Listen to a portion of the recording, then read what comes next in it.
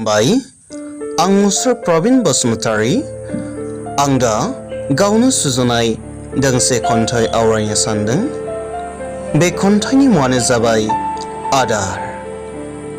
आदार थांना थानो थाखायसो जा, जानो थाखाय नङा। बकाहुर बादि दाजा, देहायाव गोनांथि जानाय नों हजम खालामनो हानाय नांगौ आदारखौल' जा। गोथाव गोदै होननानै नांगौनि बांद्रायखौ दाजा। जों जानाय आदारा बाहागोनै, बाहागोसेया देहानि आरो बाहागोसेया गोसोनि। जों जानाय आदारा बाहागोनै, बाहागोसेया देहानि आरो बाहागोसेया गोसोनि।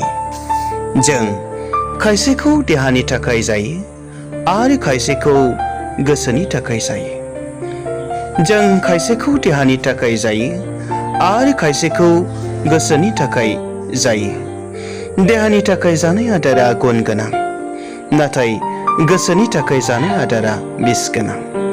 देहानि थाखाय जानाय आदारा गुन गोनां, नाथाय गोसोनि थाखाय जानाय आदारा बिस गोनां।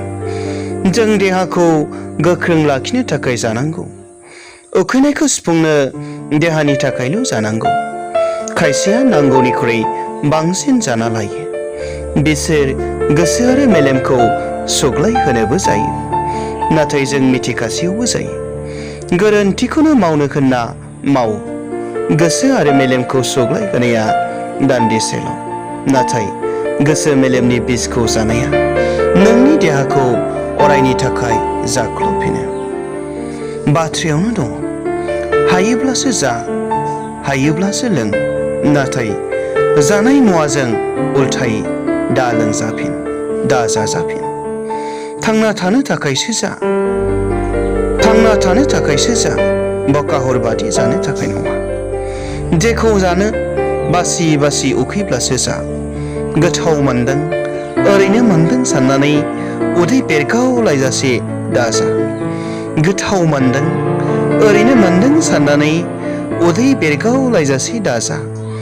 गोसो मेलेमखौ सुग्लायहोनो थाखाय सादा, बिरि, सिगारेट, मल, मला, भां, जौ आरि मोनबो मुवाखौनो खुगायाव दासो। बेफोर जाग्रा, लोंग्रा, सोबग्रा मुवाब्लाबो जों मिथिगौ बेफोर मुवाया देहानि थाखाय 100% बिस गोनां मुवा।